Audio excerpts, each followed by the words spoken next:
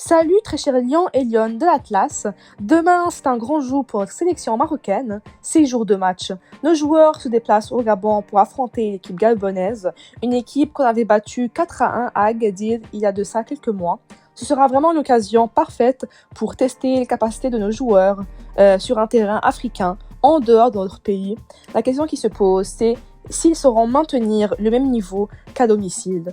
Dans cette vidéo, on va rapidement faire le point sur la liste des joueurs, puisque je n'ai pas pu faire ça avant.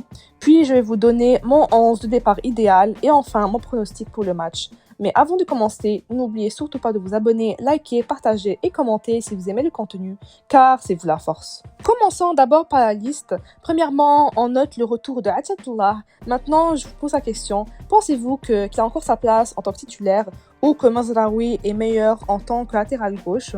On voit aussi que Regragui a appelé notre jeune pépite du Bayern, Enzno. Il a un potentiel énorme lui aussi, mais pour l'instant, il doit encore acquérir de l'expérience et gravir les échelons petit à petit.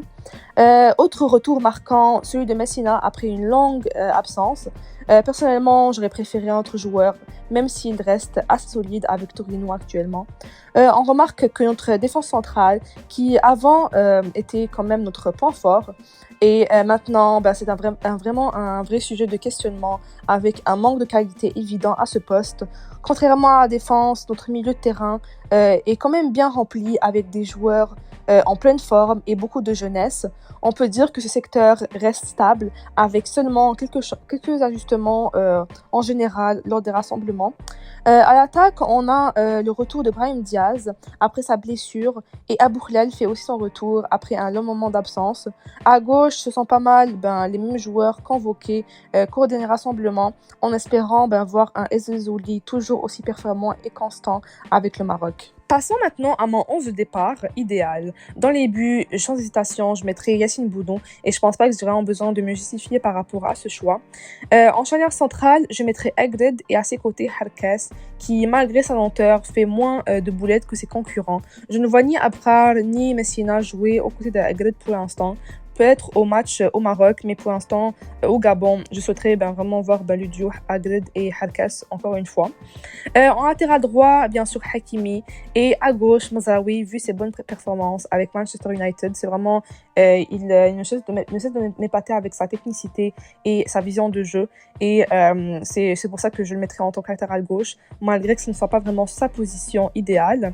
Au milieu, le Marabot qui est en forme. Et sinon, Ounahi, qui est vraiment un élément essentiel à l'équipe. Avec le retour de Brahim, je le mettrai sans hésitation à droite pour voir ses qualités sur un terrain africain en dehors du Maroc. Et en numéro 10, Ben Serer, qui fera lui aussi son premier match à l'extérieur. À gauche, Zelzouli, qui lui enchaîne les bonnes prestations en club et aussi avec la sélection. Et finalement, en pointe, El Kaabi, vu que Rahimi ne jouera malheureusement pas demain, ne pourra pas jouer plus tôt.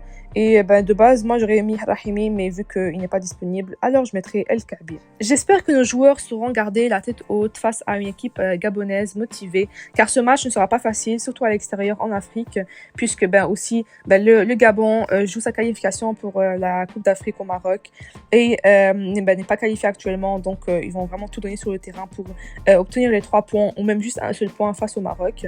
Je vois une victoire quand même du Maroc avec un score possible de 2-0 ou même 3-0 si vraiment on réussit à être à droit devant les buts, mais vu la qualité de nos joueurs, j'en doute pas. Et attention cependant à la défense qui peut parfois se laisser surprendre si elle manque de concentration, comme lors de notre dernier match contre le Gabon où on a encaissé un but à cause d'une erreur technique de la part de nos joueurs. Espérons que ce match nous apporte des certitudes sur nos jeunes joueurs et continue d'entretenir cette belle série de victoires pour construire encore plus de confiance et d'automatisme dans l'équipe. Sinon, c'est le tout pour aujourd'hui. On se retrouve après le match pour un débrief complet en espérant de bons résultats. À la prochaine!